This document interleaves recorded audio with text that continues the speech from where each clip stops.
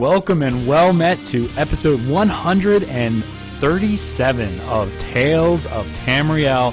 I am your host, Aggelos, and with me this afternoon, the one, the only, the guy who wishes he could tank as well as my Sexplar, Arkhaniir.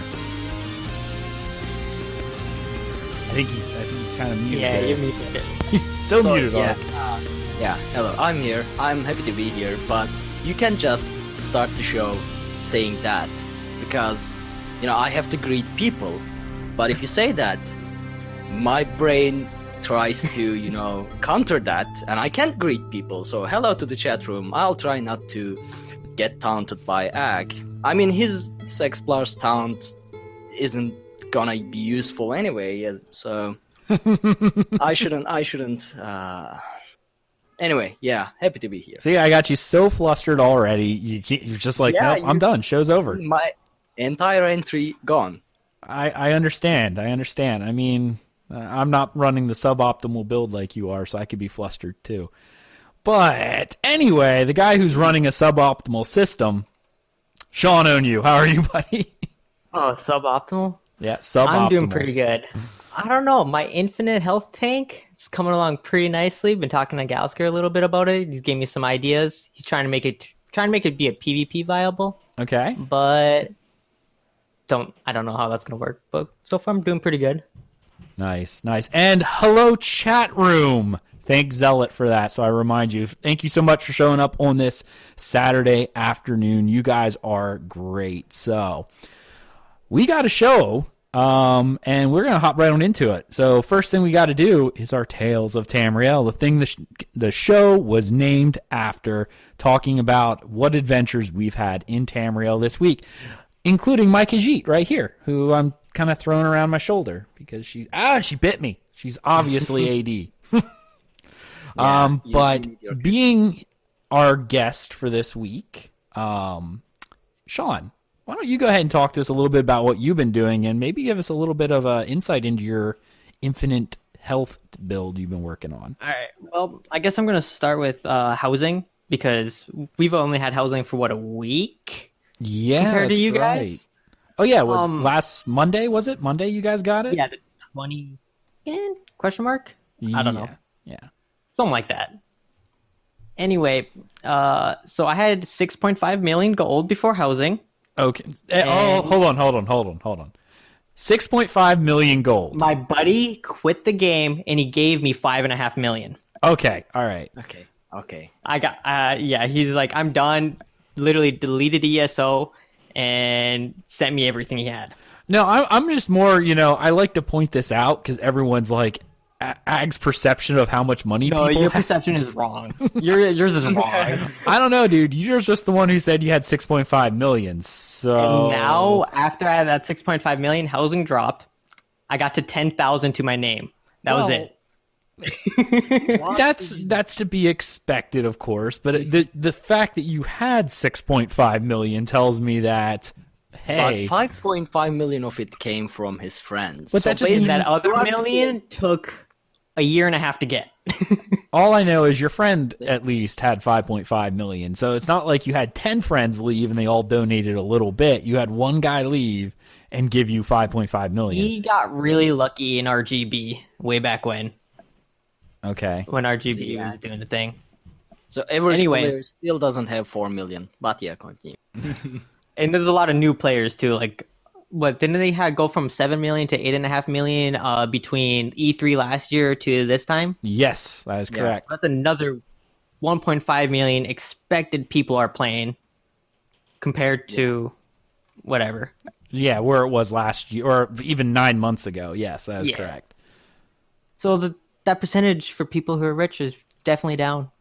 Well, I mean, obviously, when you're adding new players in, it Makes sense. dilutes the demographic, but you also can make money off of new players as well.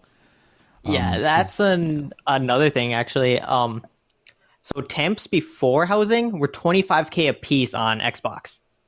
Oof. Now I saw some go for 9,250. Now it's like, whoa. That's a lot closer to at least the North American side. I think tempering alloys are somewhere in the 5 to 8K range, somewhere in there. So, Oh, really? Tempering alloys were 10.5k on European side, but just before 2 months before Homestead, everyone stopped buying it. Now they are like 7k or something. No, flying off the shelves. Everyone's trying to get that 2,500 gold or whatever just to buy flowers. well, But anyway, with housing, I know before housing on the PC, hardly anything was selling because everyone was just stockpiling money. Yeah. Well, yeah. So I actually posted a video in Dungeon Crawlers, and I think it was a general or whatever where I showed you. Yep. I made a maze. The maze has 4 levels. So you have to go upstairs and whatnot. I put lights along the sides to help guide people away. There's invisible walls, there's invisible floors, there's traps, and it took me like 40 hours to make this thing. And each bush that I put in was 1,250 gold. Like that's how much they cost from the trader, and you just a merchant or whatever. And that thing has 450 to 500 of them. I'm not exactly sure on the amount. But I spent a lot on bushes. Now, which place did you buy? So I bought the Hunnings Hall. Was Okay. the first one I bought. The one on the beach in Shrosmakai. Yep. I really like that one. And then I actually bought another house. I decided to buy what's the 80 one with the waterfall? You automatically said AD, so I kind of 80. shut off. Now it's gonna bother me. Anyway, it has a waterfall. It's AD, the 3.7 mil house. Oh, Serenity Falls. That one, Serenity Yeah. Falls. The manor. I got And- you. And me and my friend Merritt and one of my other buds, Beerman, we're basically turning it into an IKEA, and we're making furniture we all can make and just putting it on display. And like I've been inviting people to come over and be like, "This is what I can make. What do you want? I need to make my money back." And So it's essentially a showroom where you're like, oh, do you like this? This would look great in any Nordic domicile. well, most people can't see it unless they go on their phones or whatever and Google ESO fashion, and a lot of people don't do that. You guys are all on PC. Console, it's a little different. Yeah. Right. And That so, actually makes sense. Both immersion wise, and for usefulness, that having a showroom like that actually makes sense. Now I Then want to I visit had- it. I'll take a video for you, or you can go buy an Xbox like a real gamer. Oh, PC Master Race. Sorry. Oh, didn't you say like you've been sick a lot lately, and you were sick of, and you get sick near inferior hardware, but you've been sick. So, I don't know. Oh. Shots fired. Shots fired indeed. I'm greatly offended by that. Nice And you're job, just talking though. about like I need to upgrade my PC. Said that, I like, really right before do. this. My PC is fairly old. So yeah, no, that's just me not upgrading my PC in like 6 years. Pretty much any PC you buy is probably at least as good as mine. Now, when I bought mine like 6 years ago, I mean, I built the thing and it was top of the line. I spent tons of money on this thing. So it's still fairly good. Like it's kind of higher end, but it's starting to show its age in some areas. Most notably, the area that I see the most issue with is Witcher 3. When I was playing that, I can only do medium settings, and I think that's kind of my graphics card. But I do a lot of, obviously, podcasting and rendering and things like that, so I need a better You split up chipset. your resources quite a bit. Yeah, I use a lot, so I need probably an i7 or something like that.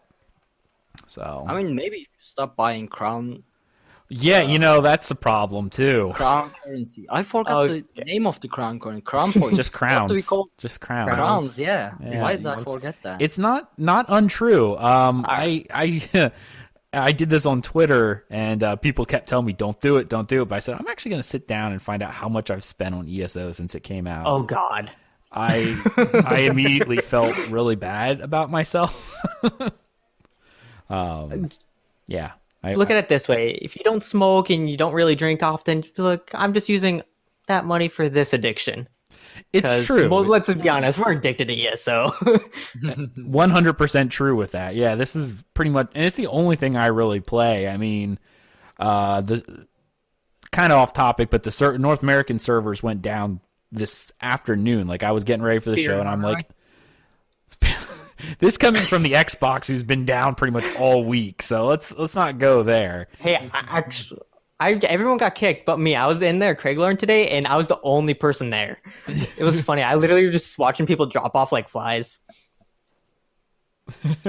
Sir Poofington in chat's like, sorry, Cat, you can't eat this week. Daddy needs crowns. It's really true. And it's a sad situation. But like the funny thing is, like you said, how addicted we are to ESO. Like, so the game went down, right? And I had a few minutes. My son was asleep. My notes were all prepared for the show. So I'm like, I got a few minutes. What am I going to do? I'm going to play ESO. Servers are down. Crap. What do? I literally sat here for like 20 minutes staring at my screen going, I have no idea what I want to do until I saw Ark was playing Age of Empires 2. I mean, if it wasn't for Ark, who I saw playing AoE, I would have been like, I would have just sat here and stared at my screen because I'm like, I don't have anything else I want to do. So, yeah, addicted. But continue your story. Also in my house, I ended up buying all the crafting stations. So I have 6 crafting stations in a small area, and I own the banker, the merchant, and the fence, and I have them all right there in my IKEA store, basically. So if people's like, I need to go get gold, right over here. By the way, we extend credit. Nice. That's just perfect. I made 300k gold today with Wow. IKEA. And I was like, because I've been posting on like the Xbox Facebook group about it, and I'm like, okay, come to my store, loop. And then someone comes to my store, and then I show them after a while, I'll be like, oh yeah, and they're like, well, anything else you got? I'm like, well, I'll show you my maze.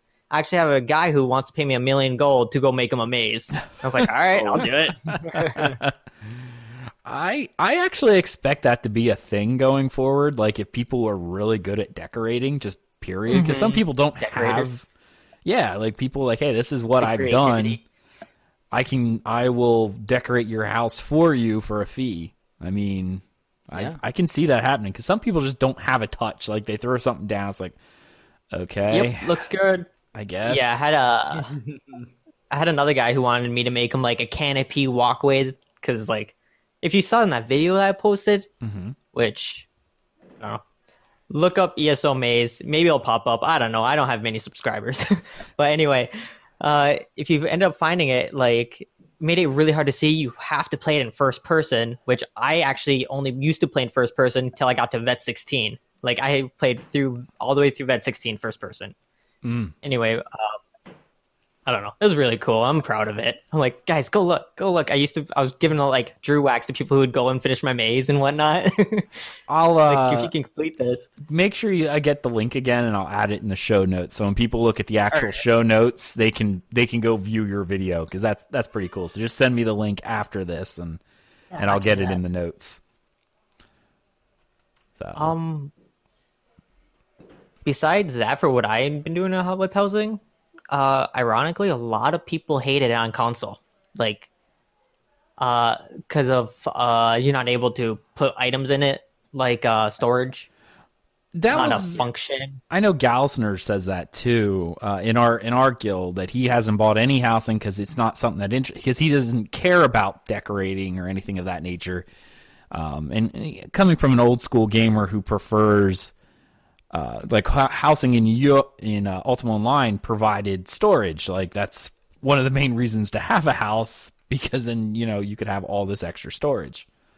So, I mean, I can imagine being on the controller as well. Like, because I was in there. Very user friendly. Very. Is it actually user friendly to move stuff around with the controller? Because it felt kind of odd even on PC. Actually, with the controller, it's very intuitive. Have you ever solid modeled anything before? Like on a touchscreen, I would guess? Maybe not. No. All right. So, like, if you press RT, it rotates clockwise right. Press LT, or RT zooms in. It's like, or LT zooms in and out. RT, I don't remember what it does. It does a button. Yeah. But, like, between LT, RT, LB, RB, they just rotates how you'd want it. And like I made this maze, and like people come to it and are like, "Oh my God, like how'd you do this?"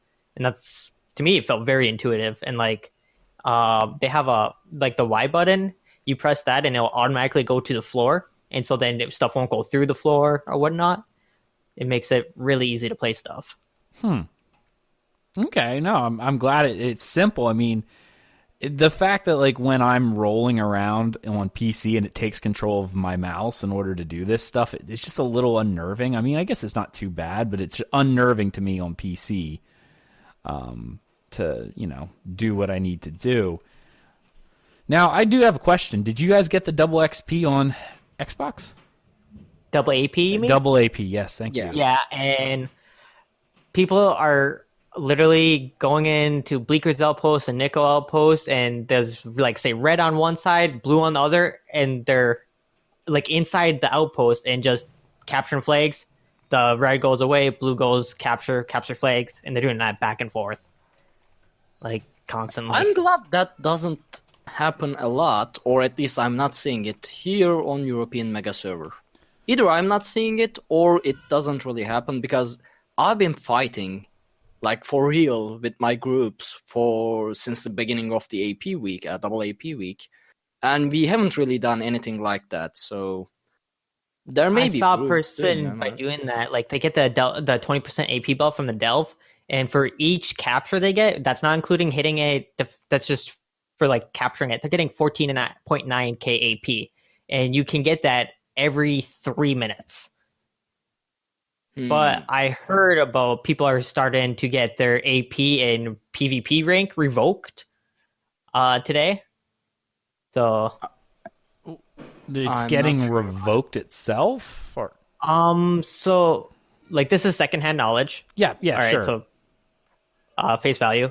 But anyway, one of my buddies, he was saying he's known some people that for doing this AP farming basically, and then like say if they got 20, 30 million AP, and there have been people getting that amount, Zos just kind of went in, wiped their AP, and reset their rank to what it was like a week ago. I mean, if they actually did that, and rightfully so, like without messing up AP of some people that actually worked for it, I'm actually glad they did. I mean, I don't care about the pseudo leaderboards or anything like that, but either way, Well, the I leaderboards don't weren't like people. affected at all this week. They pretty much That's said it's. on Xbox it is. Oh, that's why you're getting. People are getting amped from it. I see.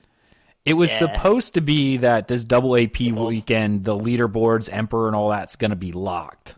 At least that's how it was on the PC. Like, you couldn't become Emperor this week. Yeah, so that's what I thought, and then I'm just like flashing on my screen as this person lost emperorship, this person gained emperorship, this person lost, this person gained, and it's constantly. Yeah, I don't think it was supposed to at all. Like, at least I've not seen any of that this week while I was on, PC, and I haven't seen any of that flashing back and forth. So I know they said it wasn't supposed to affect leaderboards because obviously, I mean, if you do a week or so of this, Yeah.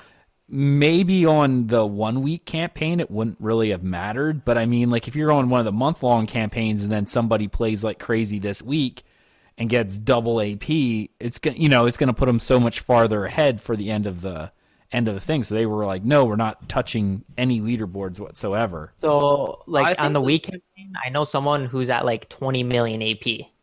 Oh Like, yeah. I think it They're- affects the leaderboard though, because I've been moving up the ranks myself. I mean, it's like I'm in 300s or something, but still I'm moving up the ranks. So I think the leaderboards are affected, but I'm not sure about. You're the on membership. Hatteras though, right? And that's a week-long I'm on- campaign. No, I'm on Ezra Star right now. Oh, is that your main? Yeah. Oh, okay.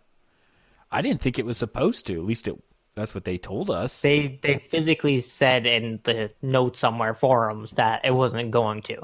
Yeah, But yeah, I it don't know. is looks what it like is. it might be. Oops. Oopsie. That's a problem. All right. By the way, if anyone hears my keyboard or mouse sound, just let me know because I decided to roll into PvP while doing the show this week, so I might So start sacrifice smashing. you to some Deja. That's what we're gonna do. Hear Yeah, it. right now I'm throwing ballistas at blues, so I'm happy. Whatever works, right? Oh, I just got an achievement as well. Massive damage dealer. That's nice. Very nice. Very nice indeed. Um, anything else, Sean? Uh, okay. That what was that? Did housing? Did double Uh, AP? yeah, you're doing double AP at this point. That's where we Um, left off. Then we kind of got on the tangent of it's not supposed to affect, but it is. Yeah. yeah. I guess another thing is I'm not one for glitching the game or doing anything like that. To me, that's personally wrong. Hmm. But actually, I think there's another glitch for like duping items on Xbox right now, or duplicating or farming something. Because I've been seeing 20, 30,000 rubidite ore flying around. Wow. I'm not sure. Yeah, I don't know what it is, but I think there's something. No, I wouldn't doubt it.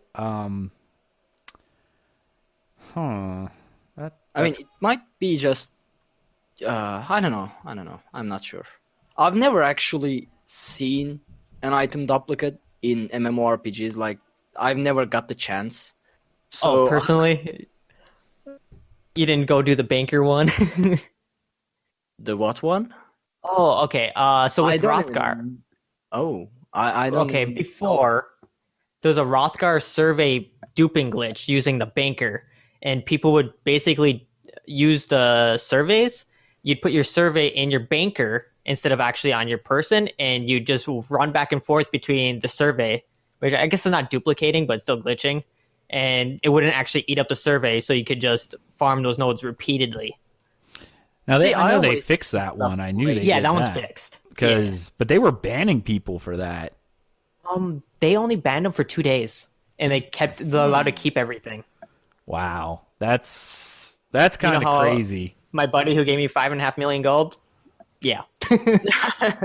I see. You Yeah. shouldn't say that. You know, they might get my your buddy's 5 million gold back. my buddy's account's already banned, like on Xbox permanently. Oh, Ouch. Yeah. So I mean, at least you anyway, got to keep the gold, so that's something. he sent me a message saying I'm banned from Xbox, and I was like, "What'd you do?" Overwatch hate mail. oh. I Yeah. see. All right. Well, and he's not going to want it back anyway. So, ouch.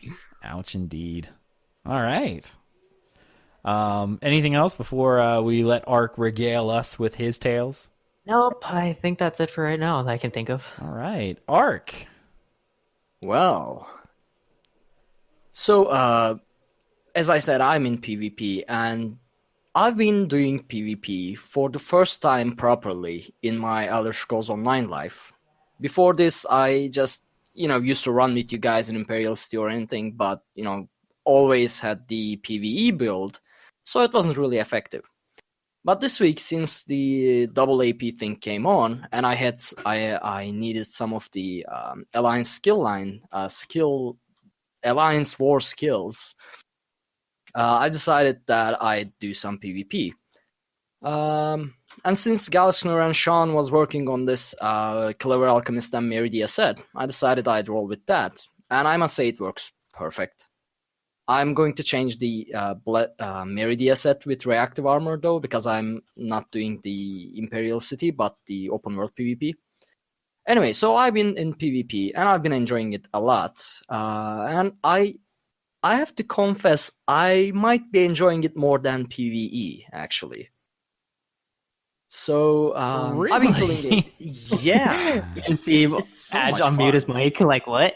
I did. I was typing and I was like, I don't want to do anything like that, whatever. But, wow. Okay. I mean, the thing is, it's so much fun when it's not lagging, and when I can actually kill stuff. By stuff, I mean trash, and by trash, I mean AD and DC. So, I've been running with the same group leader, which whom also invited me to her guild. So I guess what's the nickname? I want to give a shout out, but I forgot to name. Guild is Bad Apples. I forgot the leader's name. Anyway, so yeah, I've been in Cyrodiil. I've been killing Altmer is what's best in life, says Galaxy in chat. It definitely is. Because the reason I might be enjoying it more than PvE is that there is a lot more, I guess, the feeling of achievement to it. Because in PvE, I'm a tank and I'm just usually standing there. And since I am a much better tank than your Sexplar, I can stand in boss AoEs as well. So I don't have to move at all. I had to do that, yeah. Ouch. So being a great tank in PvE, it kind of get boring. So in PvP, I go against a DC or AD and I actually kill them, and it's fun. It's a lot of fun, and I do the slash sweep emote, I saw that, which yeah. makes it all greater. Yeah, much better than teabagging, I guess. Oh, you're sweeping out the trash. You actually have to do Sweeping this. up You have the to, trash. Yeah. you have to go get the Master Angler achievement, and then have a bunch of fish on you, and make sure you have the Master Angler achievement up, and then after you kill someone, flay some fish on the body and pop a perfect roll right over them. That's way worse. I mean, if I ever had the RNG to drop a perfect Roy, I could do that, but I'm pretty sure I wouldn't be able to get one. Also, I'm stuck in an infinite loading screen right now. Anyway, my one problem with Cyrodiil was that even after getting the build, by the way, thanks, I have to thank Ryan for my European Clever Alchemist set, and Galiskner, Aggelos, and Nerdman for my North American Mega Server set. Both looks great, both in Skin Changer, hashtag Dress to Kill. That's if you ever checked Twitter. That's a great set. Anyway, my tanking instincts always kicked in, and I jumped straight into, I don't know, 20 AD or 20 DC, and I kept dying. So I had to work on that. Now I stay in the back, wait for a straggler, and just kill them, which is fun. But yeah, overall, I mean, I don't have a variety of tales to tell because all I've been doing is PvP for the past week. So that's about it, I guess. I have an idea for you, because you like being standing there tanking and whatnot, and what I like to do in PvP sometimes, I'll find a chokehold area, especially like on some stairs or whatever, where I know there's a ton of, like, I'm DC. There's generally EP. Get off the show. Get off. No. Bye. Then generally, like, I'll get a lot of EP would be trying to just hit me, and then I have some of my buddies have meat bags and fire pods, especially with this no CP. Like, they just melt, and I wear Black Rose. If you hate on it, I don't care. I've been wearing it before it was meta. But like, I have my build, and it's very tanky too, and I just sit there, heal up, whatever. Use chains, pull people into me, and they're just getting meat bagged, and then fire pot, and they're just dropping. So that might be an idea for you. I could try that. Also, I don't hate Black Rose is my favorite set in the game. Especially since it comes in packed motif, packed style, like with the dragons and everything. It's kind of my favorite set. I don't know why would anybody hate Black Rose. It's just because of the meta hate. And, like, it got nerfed. Like, one piece, it went from max stam to max magic, and it went from 40% to 35% increase in constitution passive. That max magic, to me, I don't care. It's like, I use Obsidian Shield anyway. And Obsidian Shield just funnels your magic to your stam, gives you ult back, and gives you the increased healing, and gives you a shield. It's an awesome ability. So, whatever.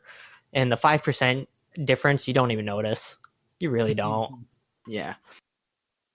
So, one thing. There was this, we called it a banana train.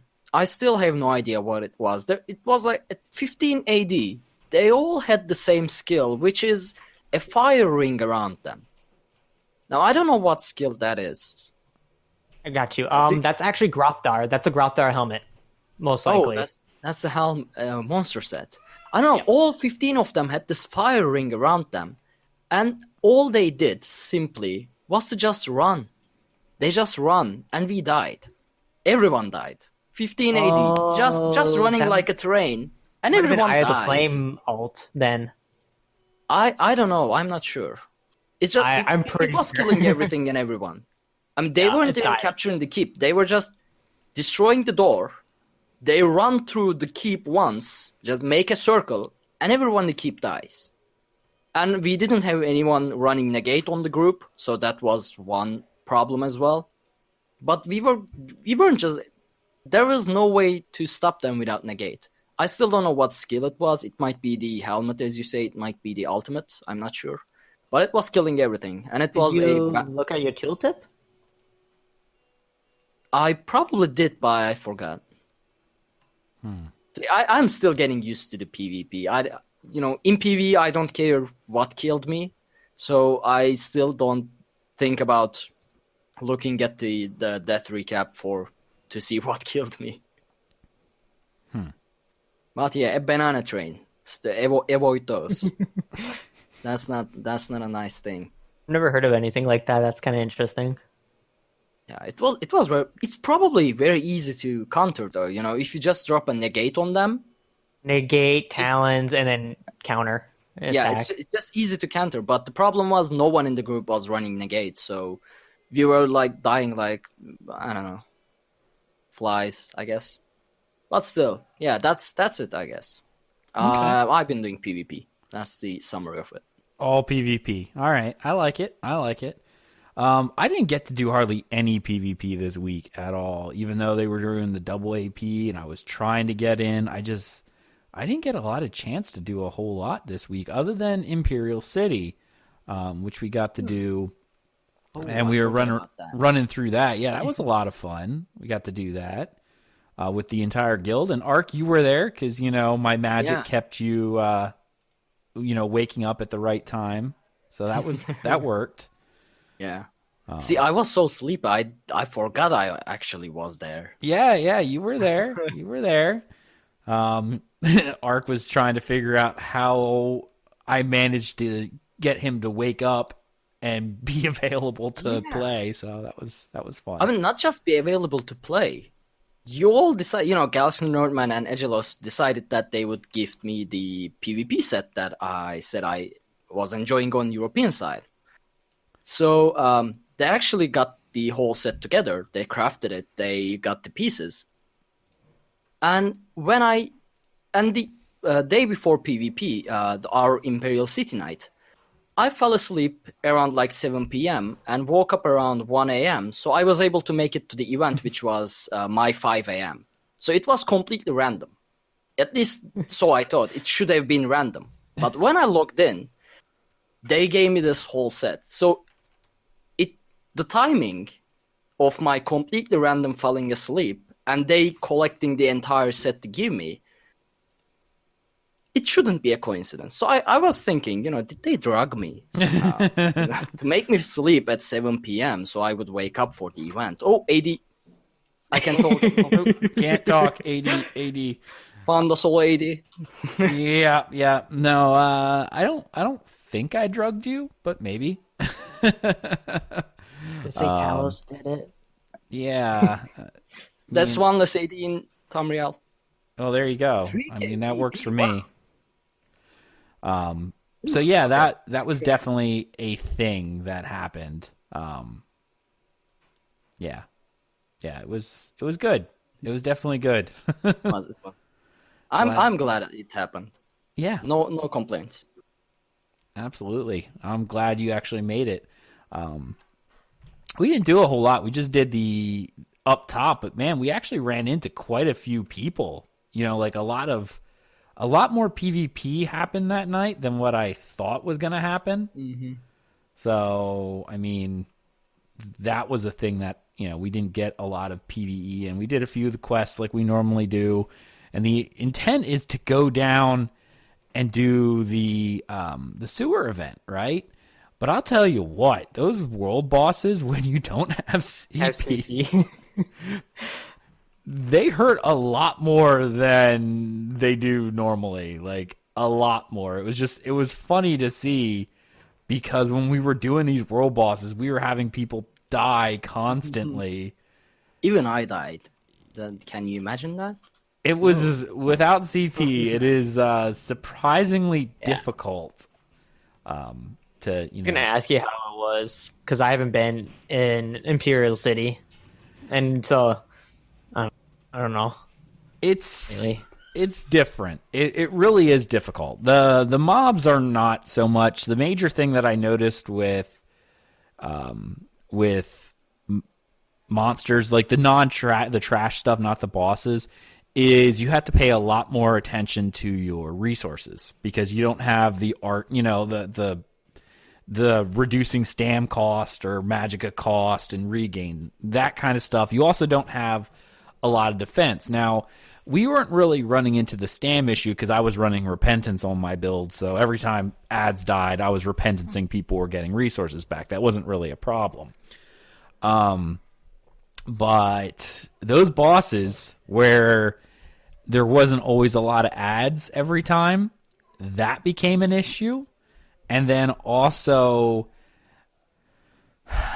without those resistances, you really felt it. Like, you really felt when you didn't have stuff in the trees. So it was a thing. It hurt, but it was a good night. It was difficult. A lot more difficult than original. Kind of remind you of when Imperial City dropped, like you'd have those 2 flag bosses and you had like 60, 70 people hitting him and you just wiped the whole group. I actually did mention that, where it felt a lot like when Icy first came out before they nerfed it down a little bit, because it really was that difficult. So it was very surprising. It took a lot of us by surprise, because one of the things that we were doing was people who bring their characters to IC sometimes bring low B characters, because it really is good experience while you're in there, right? Like it really is, especially with a lot of people killing stuff. It's a lot of killing, a lot of kills. So you pop yourself like either one of the XP scrolls or maybe something like one of the Psijic Ambrosias. It helps a lot. Like, you really do get a lot of experience in there. So a lot of people were bringing, these low B alts. But it was definitely noticeable that people were bringing low B alts when you don't have CP, because everyone else was taking the extra hits. Like, you really felt it. I've been running a few dungeons lately too, so working on a few different builds. I started working on a new PvP build as well, more along the kin of Nerdman's build, because he destroyed my entire everything. All my PvP will died with Nerdman. So, that was a thing. Whoever duels with Nerdman falls into despair and shame and depression. I don't know. No, don't duel Nerdman. It's true. We were joking about making him Crusher of Dreams. And he was actually showing us one of the things. He was doing a lot of this 1vx in Cyrodiil. And it was cool because he was showing us, like, the one build he was doing, he died, but he took, like, 47 people with him on his kill counter before he died. Wow. And I'm like, oh, yeah. So we were dueling him with my one build. And my one build's not bad. Don't get me wrong. But the part that is bad for that build is the class I'm playing, Templar. I love Templar, but unless you have dead bodies with repentance, you have, like, zero way of regaining resource regeneration. Dragon Knights, whenever you activate an ultimate, you regain a little bit of resources. Yeah, every time you activate an alt, something of the ultimate cost we get back. Oh yeah, we have nothing like that. So the only thing that actually would be considered for, like, sustained passives is something called Restoring Spirit, which doesn't even restore it. Pretty much just is a flat 4% reduced cost for everything we do, ultimate, stamina, magicka, whatever. It's 4% less. And I mean, that's nice, but it's not something that you can kind of actively do. Like, you guys can actively restore by just doing an ultimate, right? Yep, and then Obsidian Shield to funnel your magic to your stam so you can kind of level out your resources if need be. Yeah, we've got nothing like that. So But you got Jesus Beam. We do have that. That is true.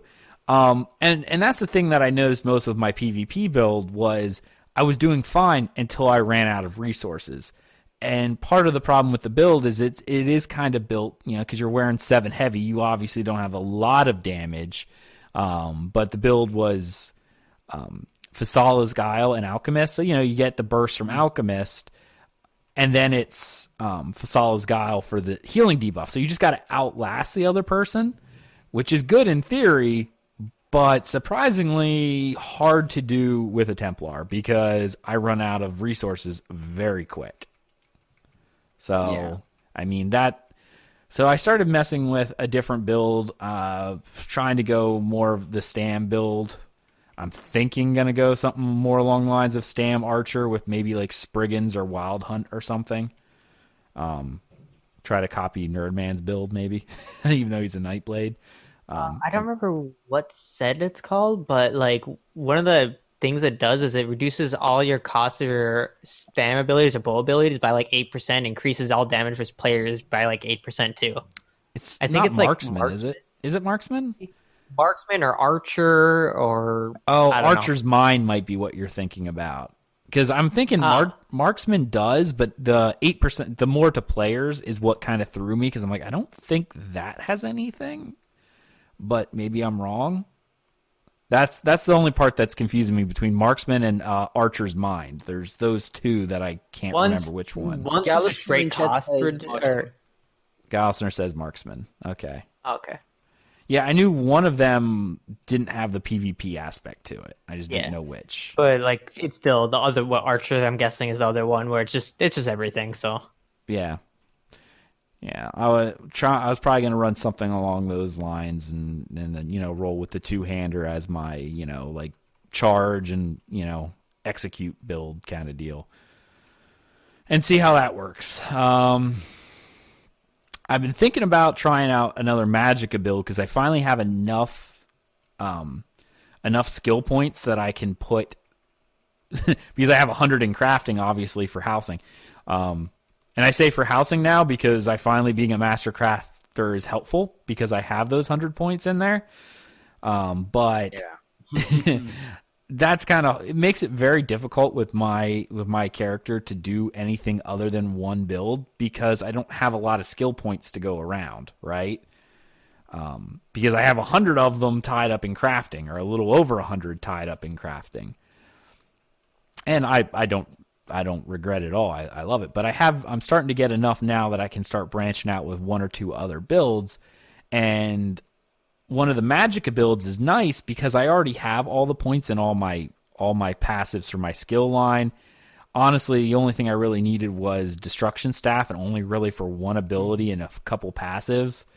Because I tried to figure out like one of the things I wanted to do, which ironically enough is Outcast build, Beamplar, get it? Jesus Beam, yeah. And I've been running that sort of, kind of like that idea, and that's been going okay. Because then the only thing I really have to swap around is my CP and my traits, and that's like $6,000 to do that, right? So it's like okay, whenever I want to try one or the other, that's what I'll do. So I've been running that in PvE related stuff lately. Specifically in Craglorn, because I'll tell you what, Puncturing Sweep is probably like the best thing on the planet. It's the Templar ability, the Magicka one. Yeah. And what's nice about it is it heals you whenever you hit, like for a portion of the damage you do. So you just become a healing nut. Like between Harness Magicka and that, I like can't die if there's mobs in front of me. Like. So I'm thinking I'm OP in PvP as well. What is that? Wouldn't it be useful in PvP as well? Although I've never seen a Templar using it or staying alive long enough to make it useful, but it sounds like it would be too useful. It's helpful because it really does. Like now, again, it's only a portion of the damage done. So like in PvE, I'm hitting for like 6 to 8K, and I'm healing for about 1.7 to 2, so it's not a whole lot. So of course its healing effectiveness is down in PvP because of the reduction. Yeah. Right. But I mean, it could be helpful. I don't know. That's the thing. I don't really know if it would be incredibly helpful or not. Start in a duel with like go against Nerdman and then figure how well it works and then get your butt whooped.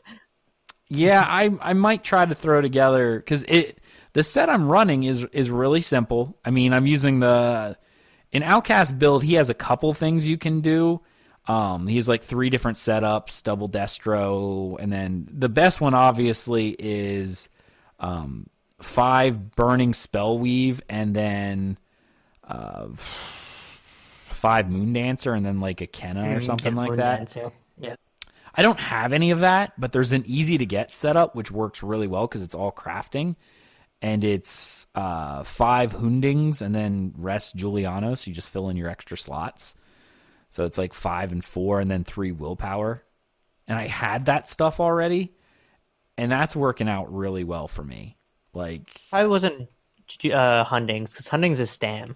Hundings is Stam. Julianos is the Magicka version of Hundings. It's literally the exact same thing, except for you switch stamina for Magicka, weapon crit for spell crit, and then the final one is spell power instead of weapon power. It's I thought you said you were running Hundings and Julianos, and I was kind of confused. If I said Hundings, I meant Twiceborn Star. Okay. 5 Twiceborn Star. I don't know why I said Hundings. I have that for other stuff. And go from there. So that's pretty. The Julianos is essentially a 1-for-1 swap for Hundings, except for it's Magicka. So that's what I've been running with, these extra sets. And I mean, for a cheap set, easy to get together, it's working really well. And obviously, one of the most important things for me is looking good while doing it. And since it's all crafted, I can make myself look like whatever I want. So, that's always a plus. But that's one of the best things about Galaskner's build. Since it uses the Clever Alchemist as the main damage source, I guess. Yeah. And since it's a craft set, we can make it look awesome. Which is the best thing about that build. It definitely is. Like, making yourself look cool. I'm still waiting for ESO to put in a real transmog system where even if it was just like you could craft your own costume, you bought like a mimic stone off the thing, and you could literally get a bunch of gear together and then like use the gem and it becomes a costume.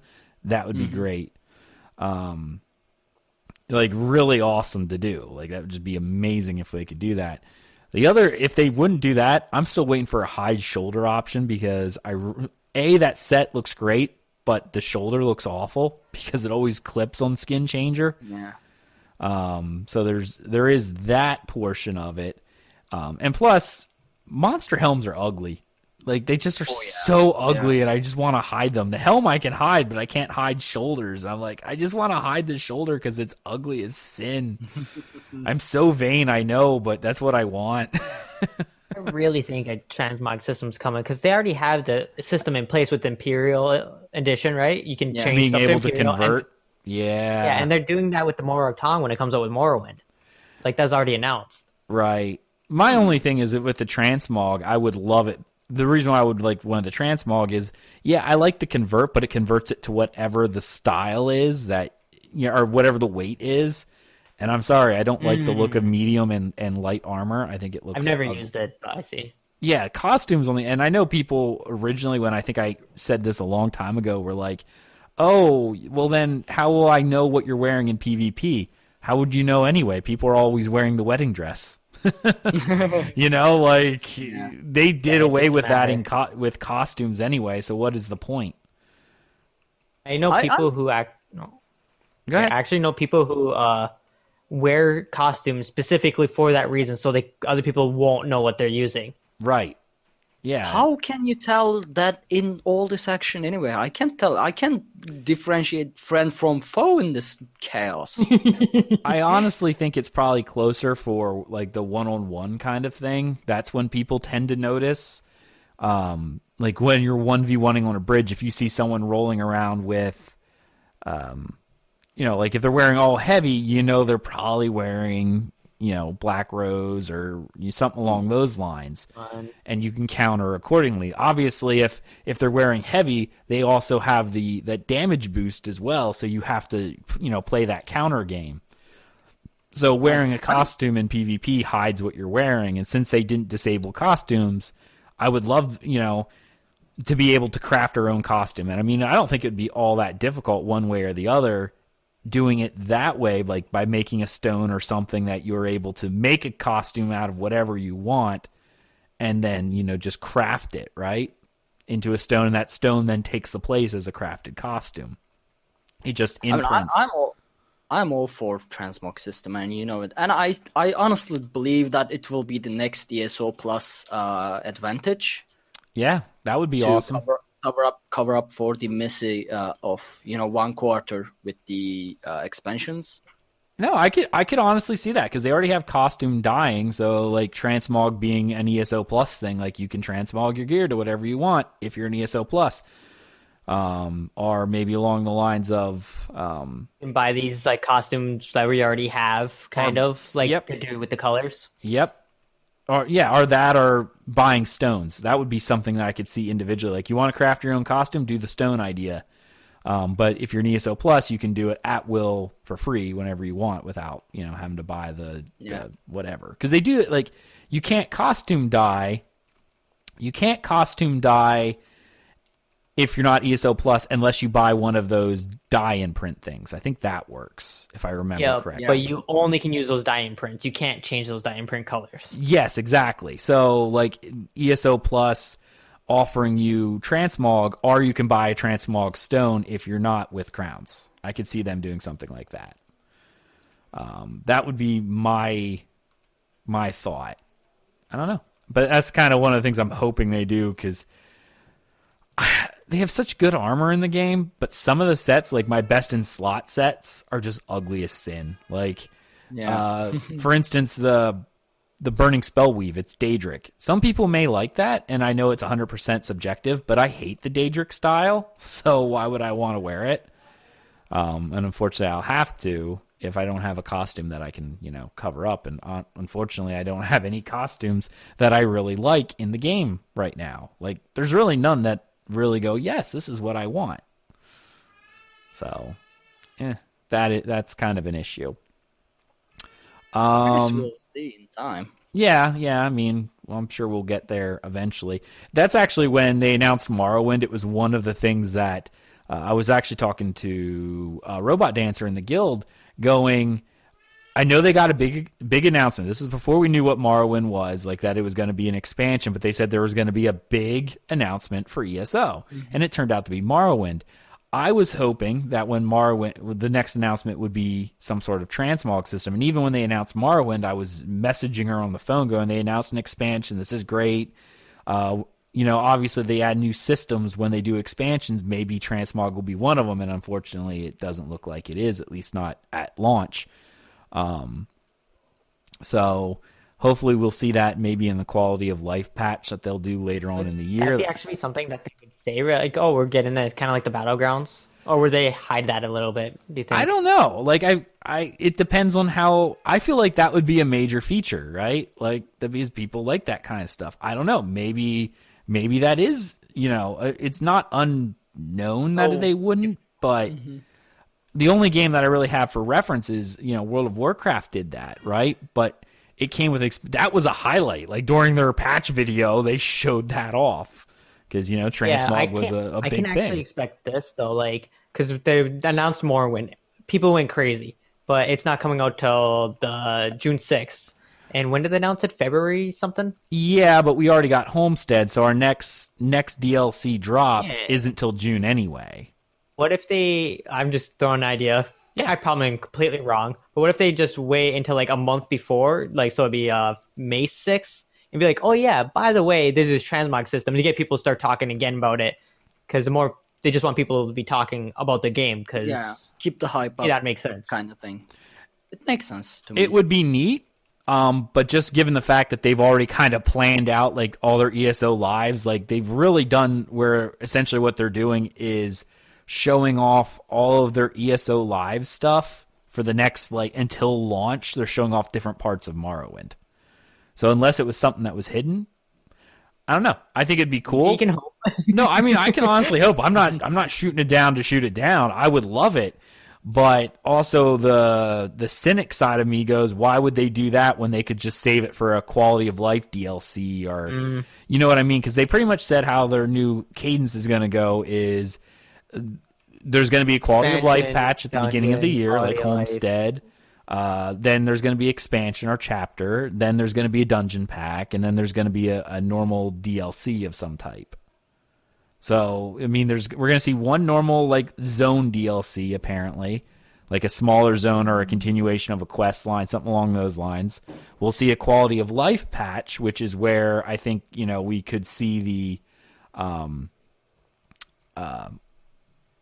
something like this, a system like this, because Homestead was a quality of life. It was a system patch. Then they were going to do a Shadows of the Hist DLC, which I could also see them adding it into there, because Shadows of the Hist did the 2 dungeons, but I feel like there was more stuff to it. Maybe it was just a more of a balance patch, but something. I could see it doing that. I would love to see it in like before Morrowind comes out, but like I said, cynic in me goes, no, why would they do that when If they already say if they have the system in place and there's maybe just a few bugs in it, they're in say if they could have it ready for June 6th, it does make sense marketing wise to just we can push that back. Right, we can sell it in part of a DLC rather than because we already got people going for this Warden for Morrowind. People are buying it. I could see them doing something along those lines, right? Yeah, I mean, at this point, most of the systems in the game that we are expecting, I would say, is already implemented in some way, but it's just a matter of marketing when to release it, whether to release it or not. Right. Just keep it in store for for the bad times. Right. When the hype for the game goes low, just shoot something up there, and people will return to the game. That kind of deal. So actually, because you're talking about systems now, we know spellcrafting's a thing. They just said it's on the back burner. So I had a theory of what spellcrafting is going to be. So Zos likes to reuse their animations, like we've seen that, because it's just reusing their own old stuff, whatever. My idea is, so right now those yellow lore books you can find, if you click on them, it actually goes away, and then it goes in your lore library. So they glow like mages books, except yellow, and now the yellow in it or glow goes away. I'm thinking what you're gonna end up having to do is you're gonna upgrade spellcrafting by finding those lore books instead, and then once you find those lore books, you might maybe pick up a mat in like the bookshelves or whatever, because there's bookshelves everywhere for crafting materials for like spellcrafting. And if you were like say a DK, you can make a DK spell of any of the spell trees if you have it maxed out and you have the spellcrafting ability for it, and it'll scale up based off your spellcrafting.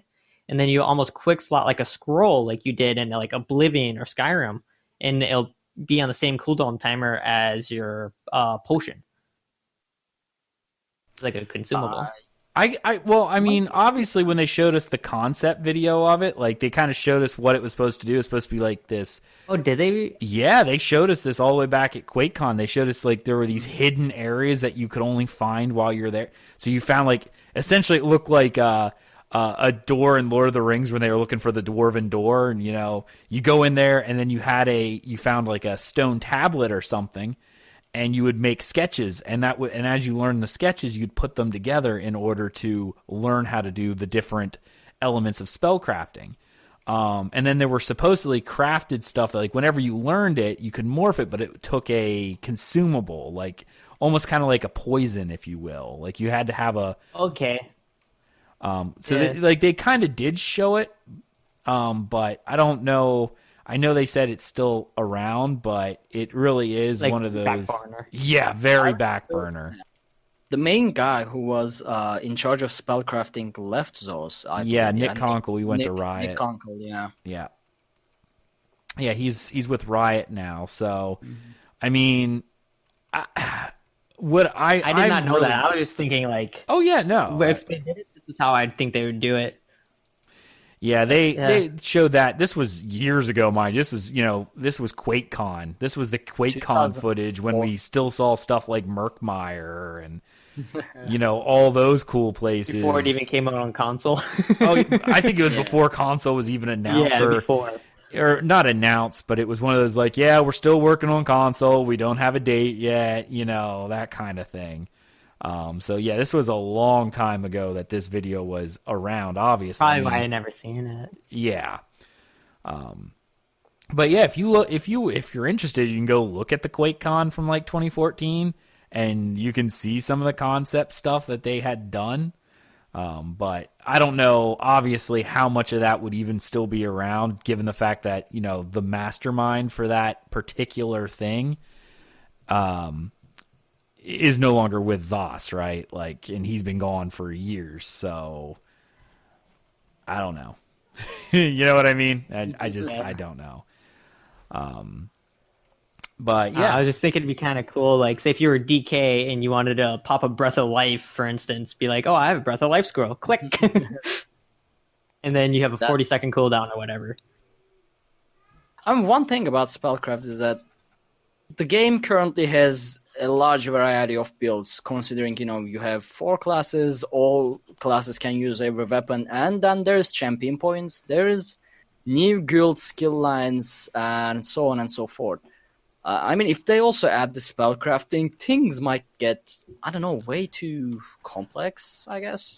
Not that I maybe. would mind, but they might not want that, because the current money in gaming industry is in being casuals, allowing casual players to understand and play your game and enjoy. So making things overcomplicated might not be the best choice in terms of marketing. I can't lie with that, but it's also proven that retention is not something you can keep with going casual. You don't keep that retention. You're That's marketing, true you're too, yeah. basing Yeah, and people our off game is of, what, 3 years old now, so now yeah. If you want to continue to grow your player base, casual, you want to keep the people you have, not just lose people every three. Because the people who are here, who are still playing, are the ones who obviously are spending a lot of addicted. money in your game, like me, for instance.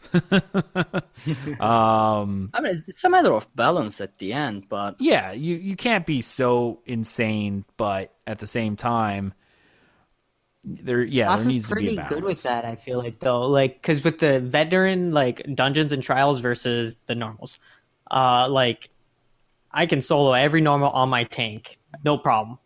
Like, if you try doing, like, a vet trial, though, like, if you try doing vet Mav Lorkash, it's really hard. And sorry, Ark, your tank will die.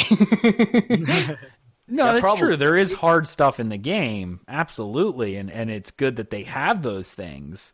But I don't know. At the same time, As I was saying, like splitting it up because there's like this normal ones where people are like, hey, I want to go do a dungeon, go do a normal dungeon as a casual player. But and then right? the like where it's veteran. I wouldn't try a veteran trial without reaching to CP 600, because my main tune in North America is at 350 something, I guess. Right. So yeah, no veteran trials. No veteran Oh, trials. Yeah, no, they're fun.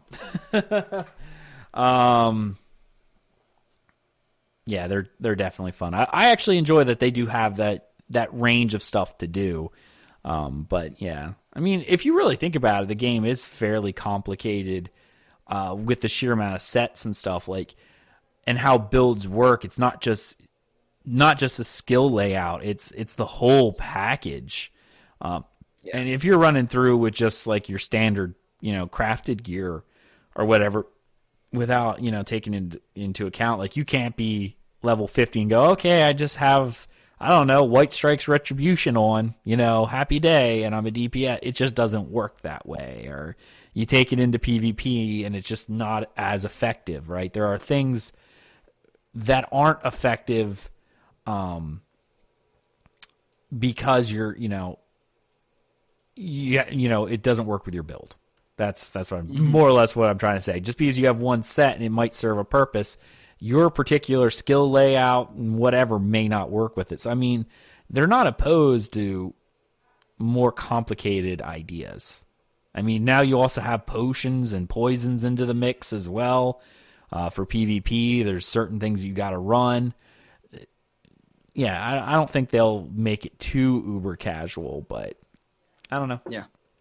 I was actually one of my buddies quit this game for 6-8 months or whatever, and he came back and he knew the game very well. Like he was maxed out at that time, blah blah blah. Comes back and he's like, I have no idea what's going on. Like help me. Oh yeah, I yeah. mean, you and I, when I don't play for 2 weeks or something like that, a month, I came back and takes me at least a couple hours to adjust. It's a very vast amount of the word very vast. Yeah, that's just Yeah. it. No, I understand what it is. It's not a super casual game one way or the other. Few of the items are like how the game's played. Some things are really casual. A lot of the overworld stuff is, but there are certain things, Maelstrom, Dragonstar, Vet Trials, that are definitely not for the faint of heart. Okay. I might try Maelstrom Arena as well with this build. Now that I can deal damage instead of just take damage. You might need to remake it though as Divines or something. You probably wouldn't want to run Impen because that's just a waste. Yeah. Like Impen's worthless to you at this point, so I don't know. Like I wouldn't run any Impen. You could do the same build. You're just gonna have to swap out. I would drop Meridia as well at that point. Maybe a Ravager or something to go with the Alchemist. People who don't know, creatures can't crit you. Yeah. Yeah. So Impen is useless. Yep. Oh, I just got a Lord Duskwarden's Divine Light Shoulder from my chest today. That's pretty nice. I have been trying to do a lot of Monster Helm hunting lately, and I have still been continuing my Craglorn adventures, which are always fun. I found that add-on, by the way, the add-on I wanted to not hide the quest text, but make it so that it scrolls as they're speaking. That way I can't, read ahead, so I can kind of be in that immersion zone. So I found that, and I've been playing around with that, and that's really nice. I could try that, because if I read the text, because I do, before the character reaches the end of the first sentence, I end up reading the whole thing. Yep. So I just skip it. Yep. Because I'm impatient. I just skip it. I try not to be, skip it. But yeah, I definitely try not to be. But the problem is, I kind of am impatient when it comes to that. So yeah, definitely is. Oh wow, I'm gonna have to keep that. I just actually noticed that I got a set called Hulking Draugr, and it's nothing super special. It's just for maxing out your stamina, but it's like the Draugr set is 933 stam, 933 stam, 933 stam, 2,412 stam. So that's your whole 5 set. I'm actually gonna keep those pieces. Actually, I got an Impen one It's too. a very good build actually using that. Like if you mix that with Spriggans, you hit like a truck. Yeah. I'm gonna hold on to those pieces. I actually just got one in Impen too, which is pretty awesome. Yeah. I ran that dungeon because it happened to be the pledge today. It wasn't something I was like, I wouldn't go Dire Frost for really any other reason. But now that I see one of those, I'm like, wow, that's actually a really cool set. I'm gonna hold on to that and just kind of throw it into my bank and let it. Because you're a Templar, it actually will buff up your healing with like your vigor and stuff. That's true. Well, I guess that'd be anybody's because it's just that scales off your max resources. Yeah. I might have to sit down and think about this for a little bit. I don't know. I'll have to play. My problem is I'm also doing the half Magicka too, because one thing I've been running into with Craglorn is because some things are grouped, not everything, but some things are. Depending on how I'm playing, it requires a lot of vigor and rally and stuff to go off. But with the Templar puncturing sweep, I don't have to do hardly anything. I just can attack and keep healing. So All them jabby jabs. them jabby jabs, yeah, which I would have to be doing anyway, is really nice. So By the way, how do you activate the anomalies in Kragorn? just Do go they up and activate- attack it. Yeah. Okay, it has to have the red crystal. If it's like a gold kind of ring, that means it's already completed, and you just have to wait for it to respawn. Yep. With But you actually attack couple the times- crystal.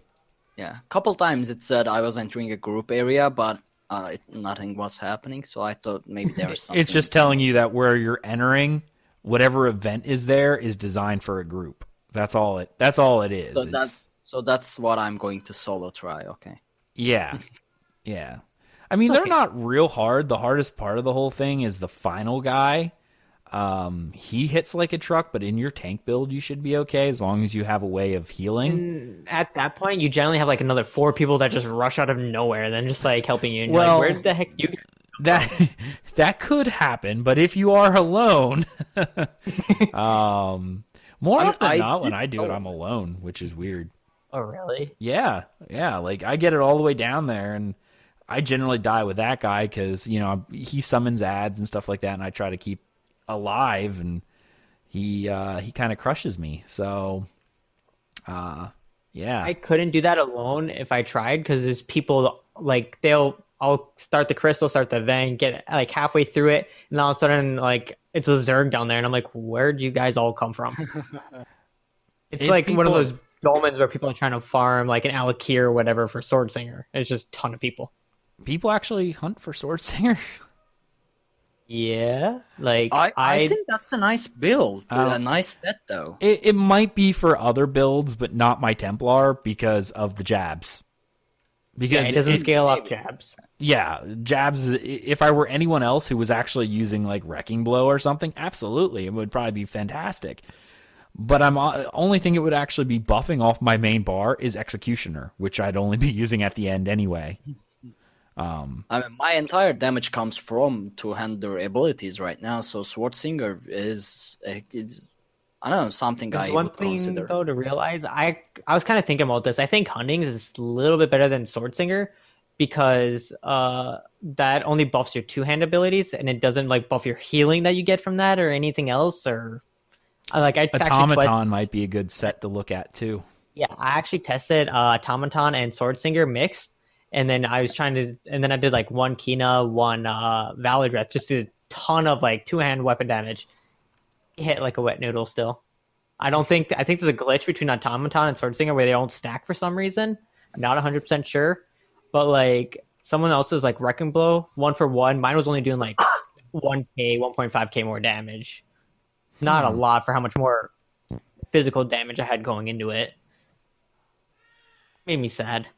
That is sad because I know we were theory crafting on our Discord about it and talking about Automaton and Sword Singer between the two of them for stamina, DPS build.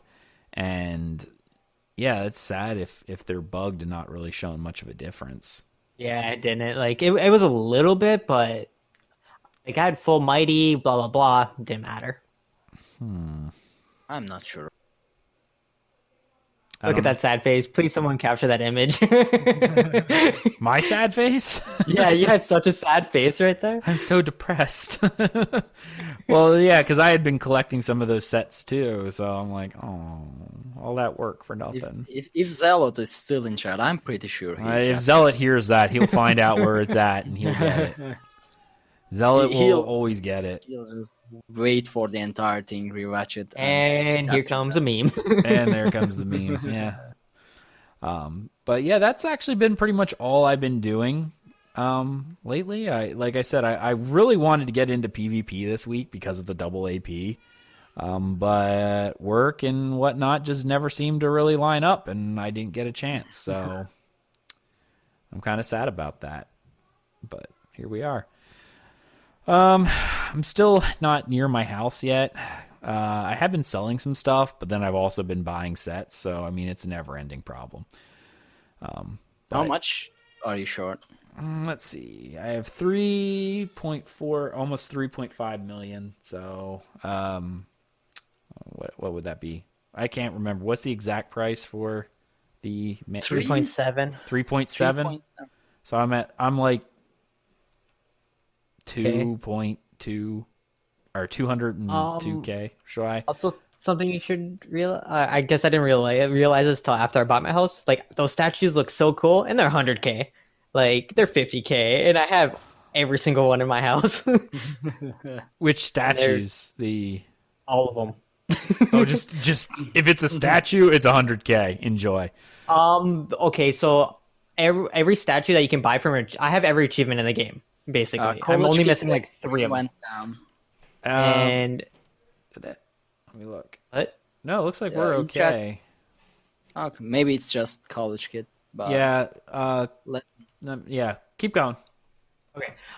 So if after you get certain achievements in each region right now, because of Homestead, you can buy statues or special items for your house in there after you have that achievement. And like the gold ones, which all the statues are gold, are between 25 to 100K each. I remember. I saw one in the Fighters Guild. You can get like a Daedric anchor piece or something like that. Yeah. I mean, I'll probably buy some of those, but my whole plan for housing being a long-term goal is literally to buy the house, but not actually buy anything, craft it all myself if it is at all craftable. I know there's a few achievement ones that you'll buy, and I'll probably buy them, but they'll be the finishing. Like I'll have the room done and go, okay, room's done. Well, let's add a trophy in here, and then I'll go buy it. So yeah, all the achievement ones are non-craftable, and Yeah. that adds up to like I think 300, 200 or 300 items, because each region has like 10 or something like that. Right. I'm not going to sit there and add every trophy. I'll add it if it fits into the room. You know what I mean? Like, in the entryway of the house, I might put one of the Daedric anchor chains because that's really cool, and I play a Templar, so it seems fitting that I have a fallen chain of Molag Bal, but that's just me, right? But Can yeah, I no. just point out one thing about PvP or about ESO in general? It's kind of unrelated, but you know how the doors slowly open up in PvP? You should be able to Yes. walk right through there. You can see inside, like the players moving around inside, and I just realized that's something very good actually. It's not. It would be instanced in most times in most games. Something like that would be instanced, I guess. But you can actually see what's going on inside, and it's just great. And I was standing right in front of the door when it cracked, and I'm dead. And lesson learned. Right. Yeah. All right, well, that kind of ends our tale, so we're going to move into the news. There wasn't a lot this week, but there were a few things. Patch 2.7.8 came out on Monday. The major thing for this patch was the fact that it released the double AP weekend, as well as fixing a few graphical errors. I'm going to go ahead and pull it up here real quick. One thing that I noticed that was more for item sets is Scourge Harvester fixed an issue where the item's set proc was healing based on a different source of damage other than itself, like it was supposed to. So if anyone was running Scourge Harvester, you might see a change with that. That's pretty much the only thing I really saw that was of note because it would actually affect combat that I saw. Treasure chest found by the following treasure maps have a small chance of containing paint furnishings. So that's something that they added in as well. So now when you're doing treasure chests, there might be a chance that when you open up one of those treasure maps, you may get a painting, which I guess are That's a non-craftable. Yeah, I opened 100 of them after that patch, and I didn't get a single one. I was so salty. I mean, I got a couple. I think I sold a few. Like I got like a desert painting. Oh, one. I've seen them like in trade chat or whatever. I just personally didn't get one after 100 maps. Oh, I've gotten two. And I've sold them. And I mean, they didn't go for a lot. I think it was something like 20 or 30K a painting or whatever. But that's all they went for here. Again, console's different. Like the fact that your prices are so high for like tempers is kind of amazing to me. But that's one of the things I Well, it notice. dropped. Remember, like it was 25K right before Homestead, and now they're like under 10. Right. 10,000 is like everywhere. I don't think they were ever that high on PC though. Do you remember, No. Ark? I don't. I don't. Nope. Um, The highest I seen was in Europe, and that was 11K, I guess. I think I was 15 was I think the highest I've ever sold anything like that for. So I mean, it was there, but it's not completely. So so there's actually, it's a guild I'm in too, but it's like the Empire Trade Guilds. There's this guy who owns 5 or 6 guilds, all and they're all his, and he will control the market one time. Like one time, I remember he just wanted to buy every single Kuda. It didn't matter what it was. He went to every single trader, bought every Kuda in the game, and he did that for a week straight, and then sold them all his. right. Oh, you can definitely do That's that dedication. That's if you can dedication. control the market in that regard. So yeah, I've seen Yeah, people do that. That's a big thing with World of Warcraft, playing the market in that way. People play the market. They buy up everything that's lower and then mark it all up, jack the price up, and deal with it in that regard. So yeah, I mean it is a thing people do, but I don't know. what do you do if you have that much money and you have the time and ambition to go do it? Yeah, Stopping them. my son's not happy right now. I can hear him up there. Yeah. But yeah, that was the patch. So there wasn't a whole lot to it. Next up on the show notes, obviously, is the Wild Hunt Crown Crates are now in. So the Storm Atronach season is over, and now the Wild Hunt is here. And that will run probably till June, the release of Morrowind, because they're going to start the Dwemer crate season, because obviously if you pre-ordered you get like 15 crates, so I'll get like 15 crates. Wait, the Wemer season? They're 3 month seasons. There's 4 seasons in a year. Yeah, but how are they going to do, guars and camels and stuff like that? Well, if they can do Spriggan made out of roots, I'm pretty sure they just do it off of like gears, like they're. Yeah, Yeah, but I don't know. Not happy. I don't know. That face too. That's what we currently have there, sir. So I mean, oh, I just It is got what- attacked and a guard's gonna try to kill me. It's pretty funny. Well, I actually have a buddy or a couple people mentioned they're never gonna buy exclusive mounts again.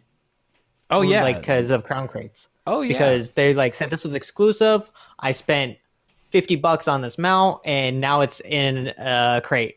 Yeah. I'm not gonna buy them anymore. And I mean, that's kind of like what I see with a lot of the time limited stuff, which kind of puts a thing on the time limited where, oh, it's time limited now, but then it'll disappear and go into crown crates in the next season or something. So that is a concern people have shown. And I think one of the major concerns with crown crates is the fact there's no way to earn them in game. Like even other games that have crown crates, or not crown crates, but crates in one way or the other, there's a way of earning them in game that you can get a few of them, and then if you want more chances, you can buy more. Yeah, all they need to do is even do like a weekly, daily quest, whatever. You can earn 1 crown crate. Yep. And then just buy That'll- more. Just completely. That'd actually probably make them more money because I'm never gonna buy a crate. But if Nope. I start getting the crates and I see something that's about to end, like say if it's a crown season, I really want like say the Spriggan Bear or whatever, and I know this thing is gonna end in 3 days, and there's no way I'll be able to get it through in game. I'll buy crown crates, and that's something I will never buy Right. if it's like how it is. Right. Yeah, absolutely. Like, yeah, if there was a way to get it in game, I'd be working on it. But then if the season's near the end, I'm like, I still didn't get what I wanted. All right, I'm buying a few crates, right? Just to because I didn't earn it in game for whatever reason. Absolutely. Like you said, if it was a daily quest, you get a crate a day if you do it, whatever. Wonderful. And then by the end of the season, I'd be like, okay, I'm going to drop, 5,000 crowns, buy an extra 15 so I could try to finish it up, right? And go from there. Anzas, listen, please. Yeah. Please, Os. That'd be great. Honestly, if there was a way to earn them in game, even at, like you said, a daily or weekly rate or anything like that, just they're available in game, all my complaints would be gone because I'm like, I don't care. I mean, can- I can get them in game. If I want more chances, I'll buy outside, but there's a way of getting it in game. But that season's now out, so you can check that out either in game or on the official forums. They did add new items to not just. This was a question I kind of had was. The lesser rewards, the epic and everything like that. The legendary, of course, the themed mounts, but they've added new stuff. So, and it looks like they've taken out. So maybe you won't see the battle mage costume anymore. You will have a new battle mage costume that you get every patch. All I want is Yokudan Charger to come back to Crown Store so I can purchase it. That's my favorite mount in the game. And it was just 700 crowns, and it's no longer in the Crown Store. They really should do the ESO Plus thing. Like, oh, if you have ESO Plus, you can buy it. But you have to have ESO Plus in order to, like, anything that was previous. That'd be so nice. Not gonna happen, obviously, because of crown crates, but...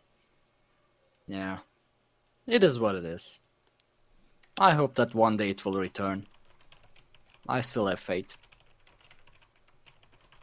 Bottom of the page. All right. Sorry, I had to type that out. Someone in chat asked where did I see pre-orders get 15 crates. It's on the pre-order page. It's called the Discovery Pack. The Discovery Pack is for pre-order. I'm going to go ahead and I have it up here right now. Pre-order Morrowind with the Discovery Pack. You get the exclusive Warden costume, the Dwarven War Dog Pet, Dwarven Crown Crates. I think they said 15. Doesn't have the number on here, but I think it's 15. 15. Treasure maps and the experience scrolls. So it's kind of like mount too? No mount, just a costume and the dog. I'm sad now. Yeah, no mount. Yeah, you get experience scrolls, crown crates, treasure maps, the dog, and the Warden costume. Which the Warden costume looks cool. I was probably going to pre-order it anyway because Morrowind, but the Warden costume is actually something I will probably use because I like that style, that kind of simplistic style. I prefer that the scale and leather. Is the armored warhorse, like the Dwemer-ish armored warhorse, a pre-order bonus or a collector's edition bonus? Collector's edition bonus. Nice. Sorry, I thought you meant from the expansion pack. If you look at the actual, you will get the armored warhorse, Sean, with the. I just googled it now too. I'm like, wait a minute, I for sure saw that somewhere. Yeah, but that's with that's the collector's edition. That's anyone who buys it even after the game's out will get that. The Discovery Pack apparently is just for pre-orders. Whether or not the Discovery Pack will appear in the Crown Store later, like the Adventurers Pack did, or probably will. Like the any race, any faction. That was originally supposed to be a pre-order bonus for when the game first came out, but then ended up in the Crown Store later. So it may end up later if that's a thing, but yeah. So that's there. I'm gonna go ahead and close all these windows I now have. Let's see. Crown Store Showcase. We had a Crown Store Showcase for March 2017. Major thing that I saw, obviously, we got the Jesters Festival hat pack coming out because we'll have the Jesters Festival. The Earth Tier Cavern, the new the big housing area, the Crown Store only house, will be available on March 9th is when it's first available. Then there's some more furniture related items. The Saber Cats are available. We'll see those. I love it. I do like the Saber Cats. I'll probably end up getting the Saber Cats. So because it looks fierce. Like no other mount in the game looks as badass as this. Right. Especially not the wolves. I was so disappointed with the wolves. Yeah, I'm not really sure why the wolves felt the way they felt, but I agree. Now, Wicked Wolf will probably tell you otherwise, but there's just something about them that I don't know, I just didn't feel real. Friendly. They shouldn't look friendly. That's true. You say you want more fierce, like maybe more snarling? Maybe the fur being a little kicked out might have been something else you could see. You know what I mean? Like if you look at the Saber Cat, it doesn't quite look like the Senshi tigers because it has the fur flaring out. It just gives it a more fearsome appearance. been out in the wild hunting and starving, so it's angry and mad. I don't know. That might be part of it. But yeah, that is definitely a thing, and a new personality for the Jester, which obviously will come out during the Jesters Festival, which is March 23rd through the 3rd of April. Yep. So, Jesters Festival is coming out. That's always cool. This seems like a kind of light patch. I mean, I guess in reality, in terms of cosmetics, it's a light one because there's one mount, one pet, one personality, and then a few hats from the Jester Festival.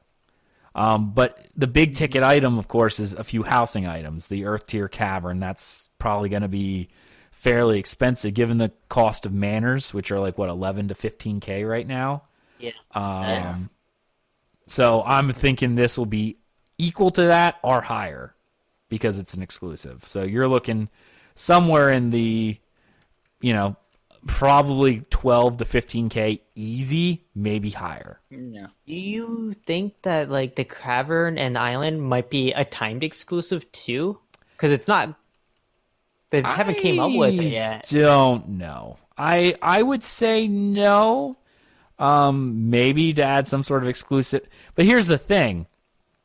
I don't think they'll be time exclusive only because of the sheer cost that they have. And I don't think Zos would want to throw them in the crown crates because if you got lucky and got it, for a small amount of money, even though it's obviously the odds are not in your favor, just like the Hunger Games with crown crates, I don't know. Like, I don't think they would throw it in the crown crate because of how expensive they are. Because nothing in the crown crates, with the exception of the exclusive mounts that aren't anywhere else, are that expensive. Because if you didn't get anything and turned them in, buy the mounts with the gems, then they are that expensive. Yeah, it's about $100 or so in order to get them. So yeah, I agree. They're there, but you still have the chance. I don't think they're going to. Because here's the thing: they're 400 gems. Where would they put the house? They wouldn't put that in the Apex line because that's supposed to be for legendary line. Yeah, but those are only 100. That's. Oh, I was thinking legendary above Apex. My bad. Oh no, legendary is below that. Yeah, legendary already exists. So mythical. Yeah. 0.001% chance. I mean, they didn't write that it's time exclusive. They did not. Yeah, it was not announced. I just was wondering because they, like the island and this, like we're just getting this, March 9th, right, is the cavern?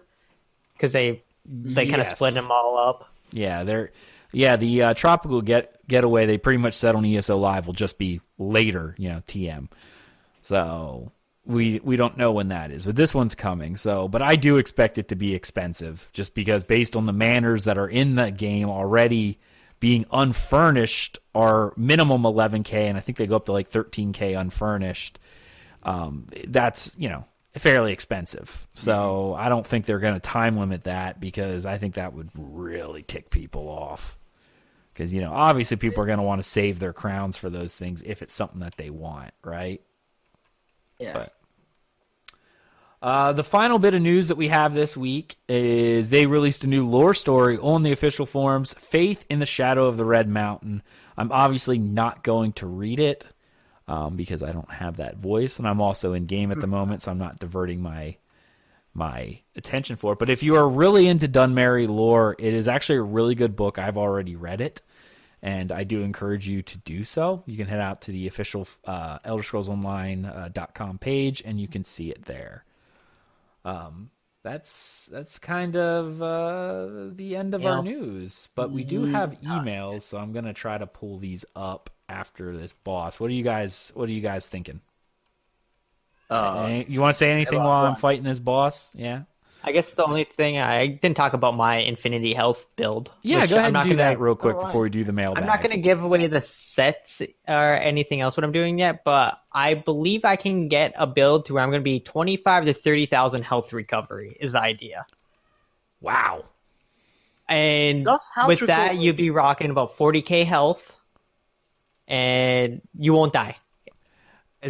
Now, health recovery so how much health are you recovering every couple seconds at that point? So health or all your recovers happen 2 seconds. So like say if you're like at max, would be say it'd basically be like a 15,000 heal per second.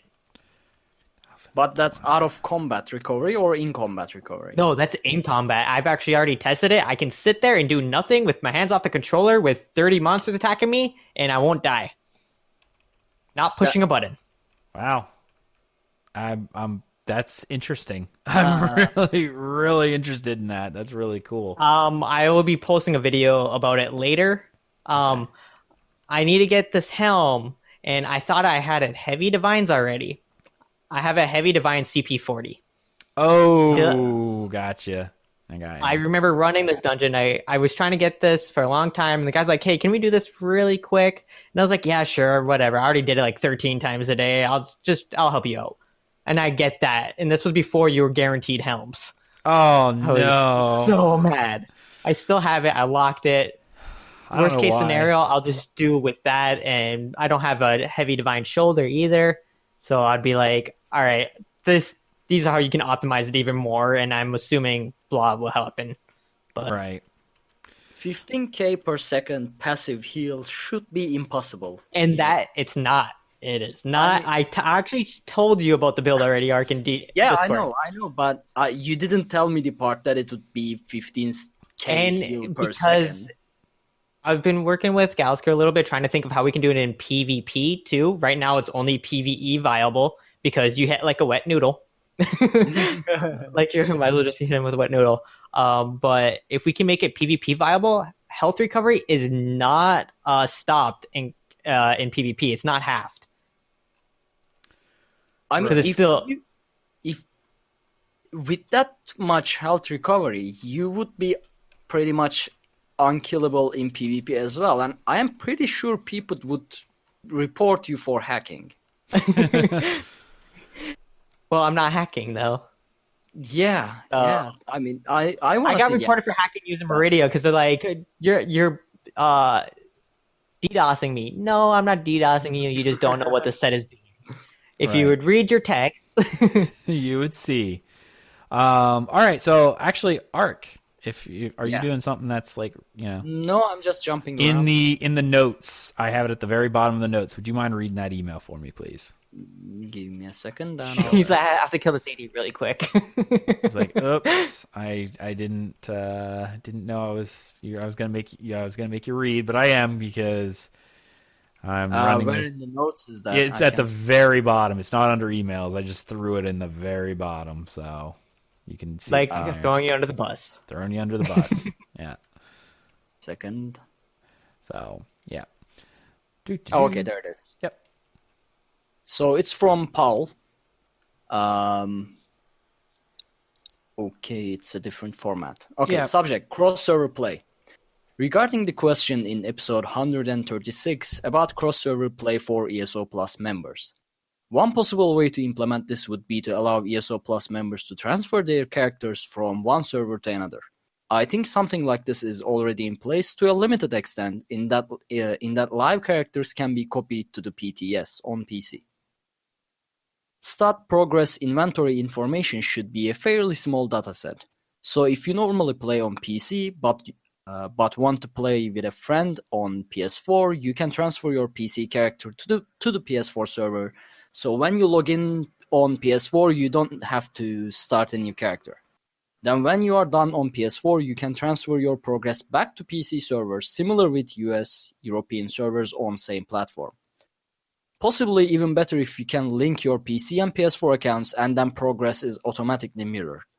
Could be issued with inventory items if economies are very different between servers, although could also be interesting to see if arbitrage opportunities even things out and or are part of benefit to ESO+. Not necessarily a perfect idea, but at least one way to implement the original suggestion without having to create much beyond what is already in place.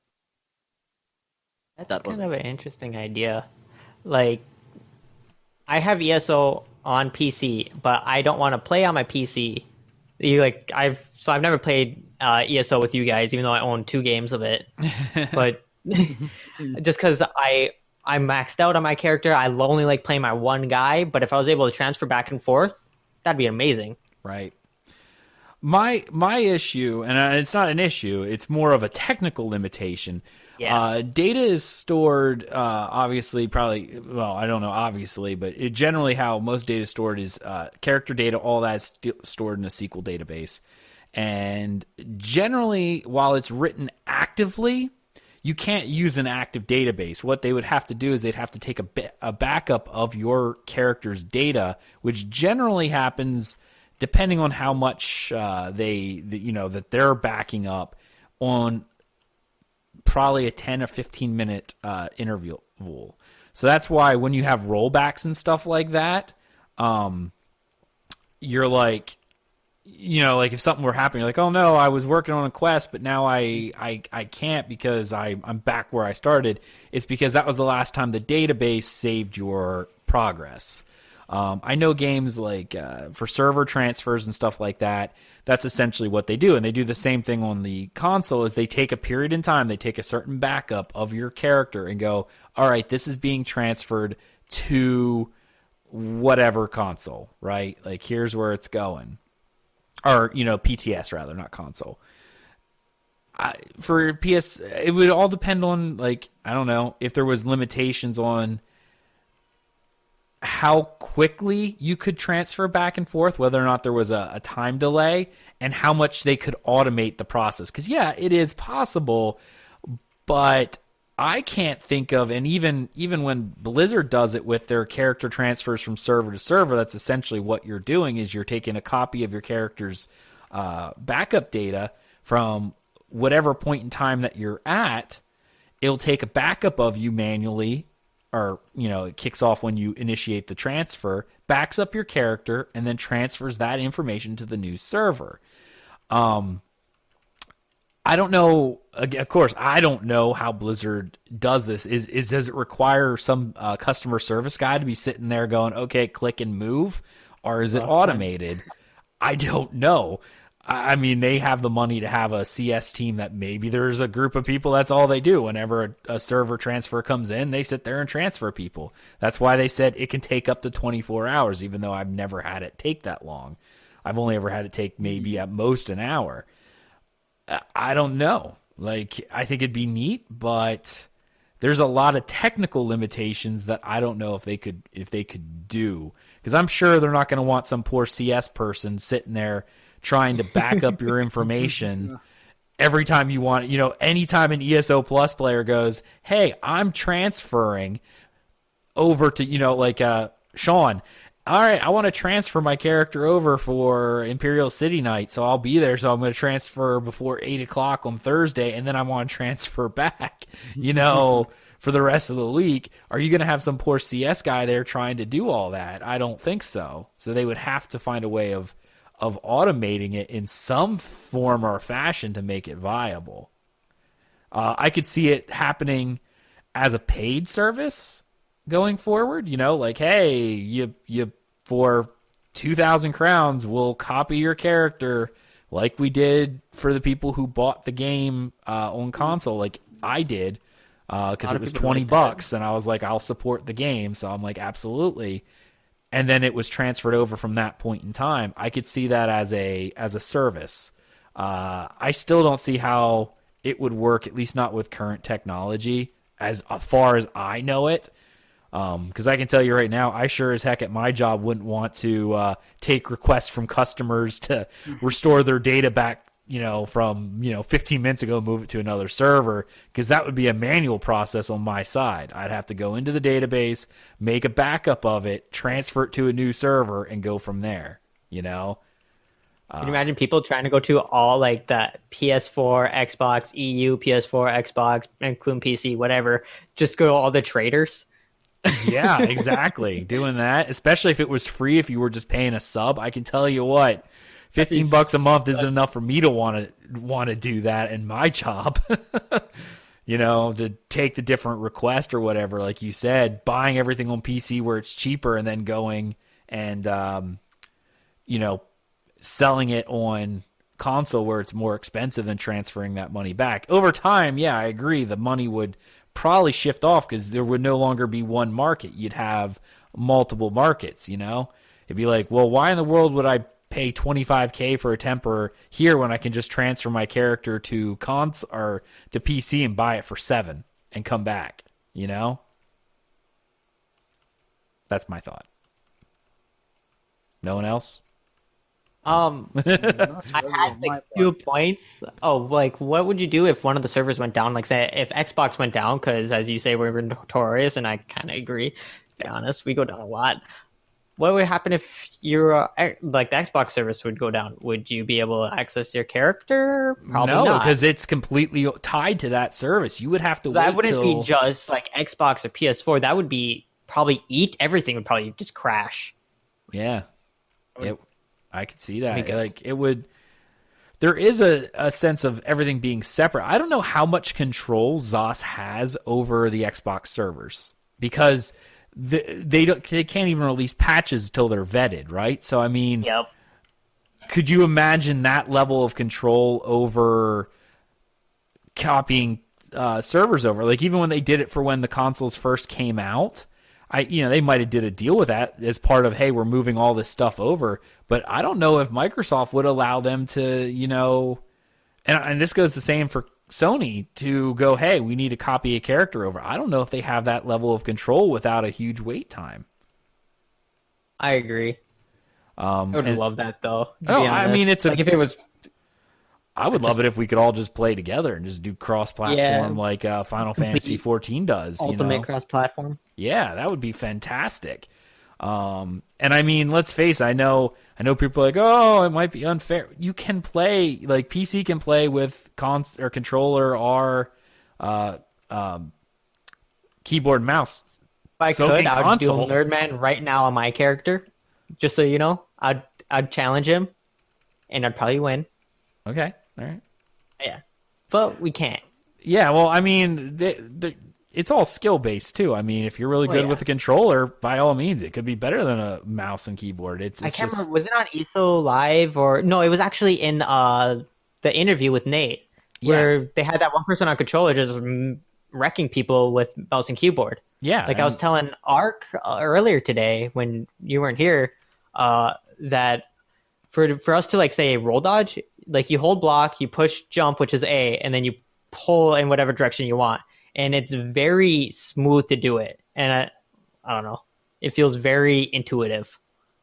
Right. I mean, at the end, it's about getting used to.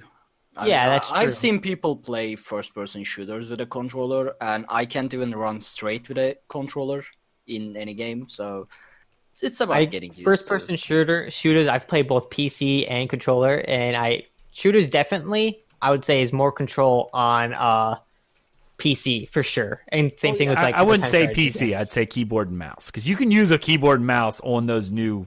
True. You just have to set it up. It's like frowned upon too.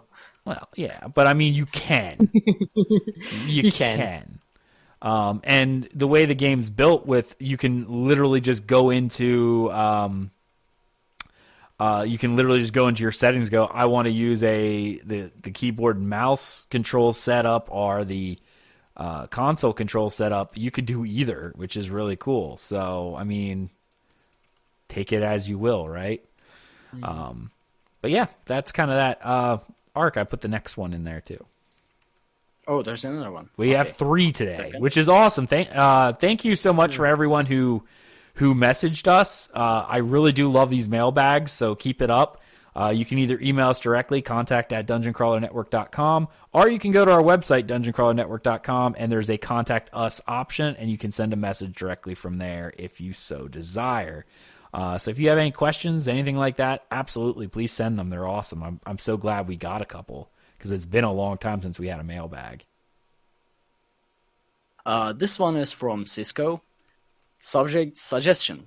Hey guys, love your podcast, but I have one suggestion. Can you please put timestamps on the description of your podcast? Because your podcast goes pretty long, and for myself, and I'm sure others, I want to only hear certain parts of your show.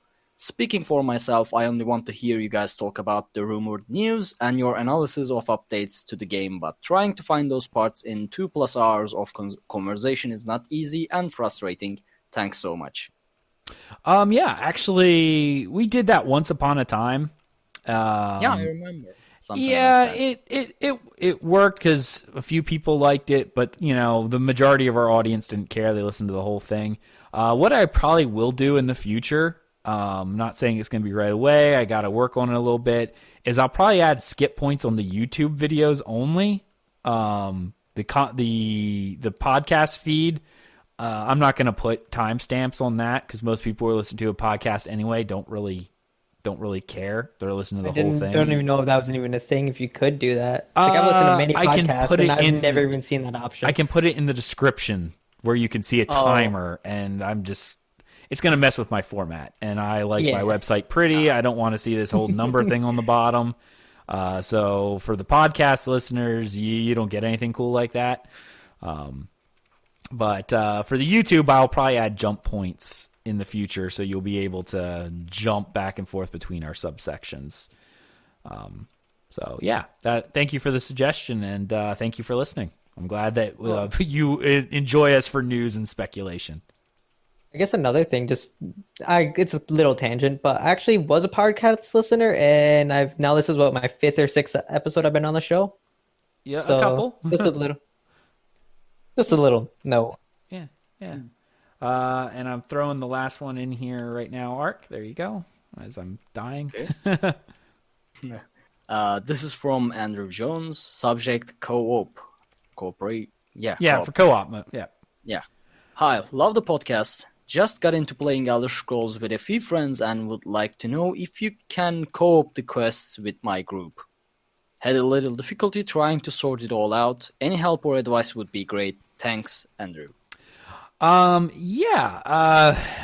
understand the issue that you're experiencing, and a lot of that issue is the early portion of the game. It got a lot better, but I will tell you, when the game first came out, it was very hard. If you were not essentially starting the quests together and doing them at the same time, you would often phase yourself out. Now, there is a few instances of that if you're not on the same quest, you can't see one another. Thankfully, it's a lot less. Honestly, the only thing I can really tell you with that, because it's not something you can really control, because it's Zos who's the one who are controlling it, with phasing, it gets a lot better in the DLC stuff. So Craglorn, Rothgar, Gold Coast, Dark Brotherhood, that kind of stuff, it's a lot better. My only real suggestion is, bring your friends to do your quest, but in some of the vanilla zones, it is very hard because of phasing going forward. I honestly just do your best. That's honestly the only thing you can really do. Well, I wouldn't recommend it especially if you're trying to experience the story for the first time, but you can always press share quest. Yeah. That helps. But if you want to experience the story, just do it by yourself or the vanilla zone questions, in my opinion. Or you make new characters that you all only play together. That's an option too. If that is something that you really want to do. And I don't want to say you can't play, but you're going to have those situations that unless you're all playing at the exact same time and you wait for one another, you are going to hit a few quests, especially quests that change the outcome of the world, like, a town being saved or destroyed or something along those lines. I just got a Bloodspawn mask in Divines, which is pretty awesome. Not going to lie there.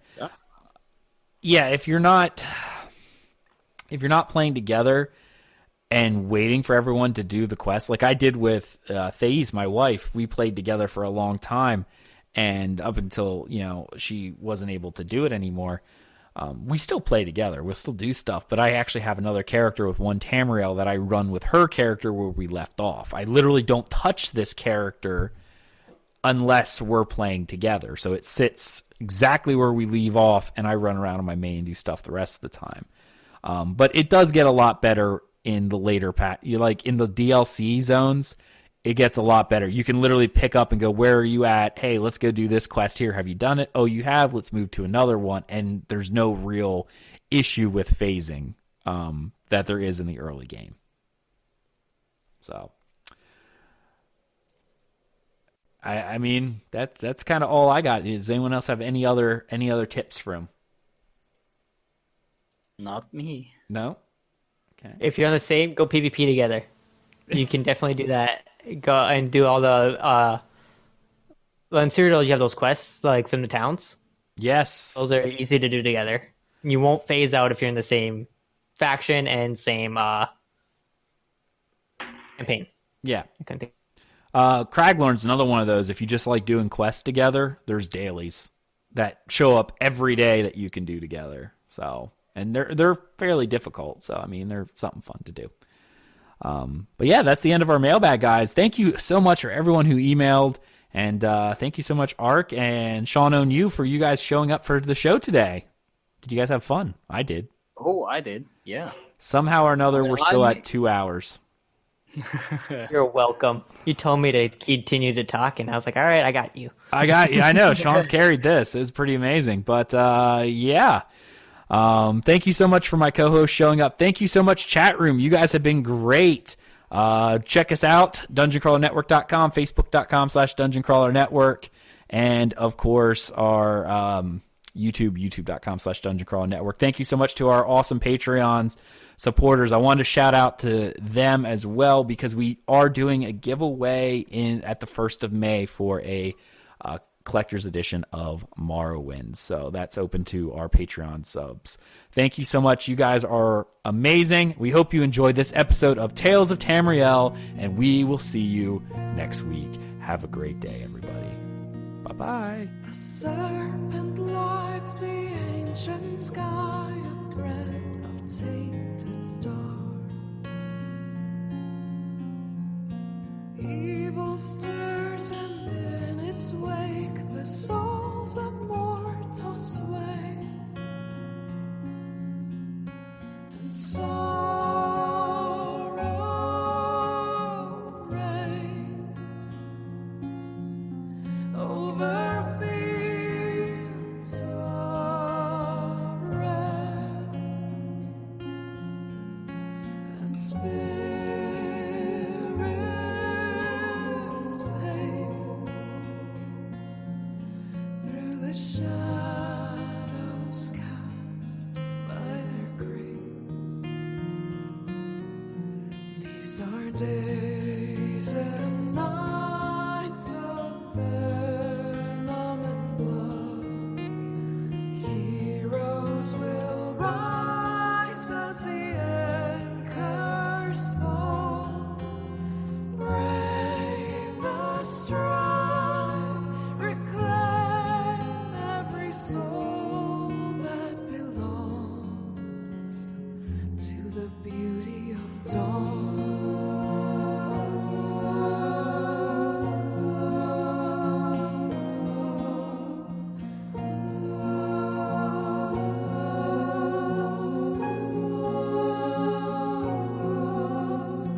Darkness strikes to blind the strong, but faith will guide our swords. Loyal hearts will stand as one and fight with shields of hope. Pride feels the deadly fire that devours our tower of gold. The drums of war will rend and roar till the sun burns bright once more. These are days and nights of venom and blood. Heroes will rise as the anchors fall. Brave the strong, reclaim every soul that belongs to the beauty of dawn.